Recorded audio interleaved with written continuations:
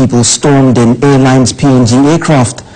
While those involved in previous incidents have been dealt with severely, these people were allowed to go free. Ilan Kaprangi with this story.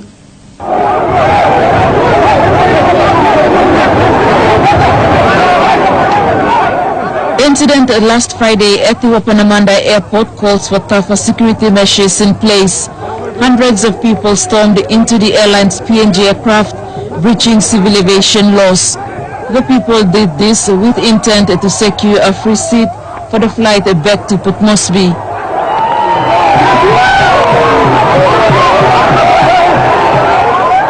The situation left the airline staff, in particular this lone flight attendant's life at stake. The attendant was almost trampled during the mad rush.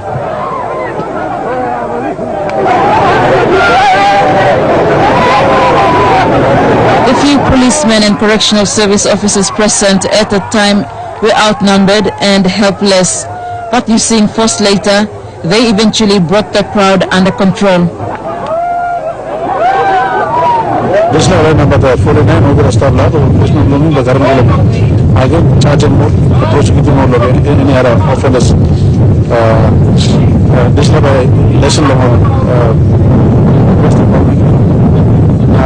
especially leaders.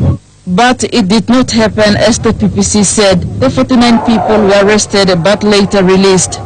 This action by police did not go down well with the Deputy Prime Minister and the Minister for Transport and Civil Aviation, Don Pollier.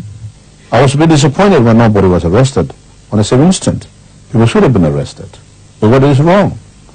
You'll have chartered aircraft in there. You've got tourists coming in there. You've got business people coming in there.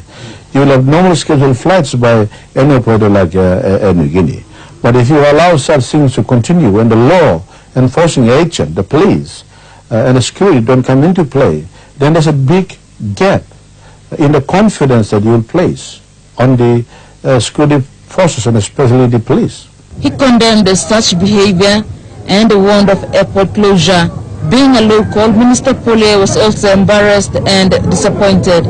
I wanted to close down the airport so that no flights flew into Wapenamanda Airport until and when people will start to realize that they should not do things like that.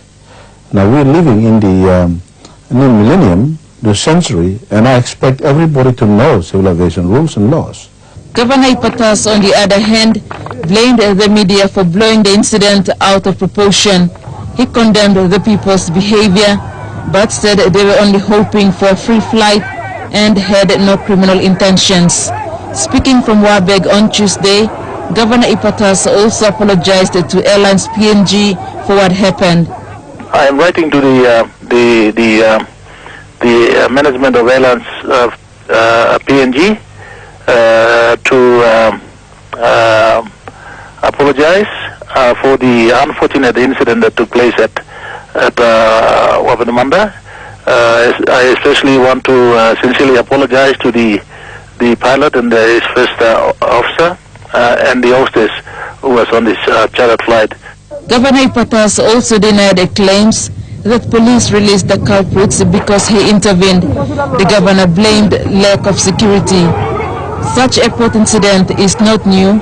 A chartered Air Niugini flight carrying the body of late and former Simbu Governor Loyambane was faced with a similar situation in Simbu 3 years ago. In Medang, former Governor Jim Cass ran onto the tarmac and tried to stop a plane from leaving. Even though he acted alone, Mr. Cass was arrested and charged by police and later served a jail sentence. The Wapenamanda situation goes to show that there are issues that need addressing. There was lack of security to control the crowd and proper civil aviation facilities like fencing to keep out potential lawbreakers. And until and unless these issues are adequately addressed, the airline's PNG management has second thoughts about accepting future chartered flights into Wapenamanda. The airline's General Manager John Fitzgerald said the employees and aircraft safety are some of the company's priorities, and it will not take last week's incident lightly. To be honest, we have to look at it very closely before we accept there's any further charters into that port. We'd want to make sure that the security measures and crowd control was adequate. In light of the recent worldwide airport security issue, the Wapenamanda incident paints a better picture about Papua New Guinea. The Transport and Civil Aviation Minister has undertaken to ensure proper fencing at the Wapenamanda Airport. This is to ensure security and safety. Wapenamanda Airport will receive 4 million kina out of the total 32 million kina allocated for upgrade of facilities at several airports. Airlines PNG does not operate services in Wapenamanda. The flight last week by its dash 8 was on a specific charter by Governor Ipatas, who was returning home after his recent court victory.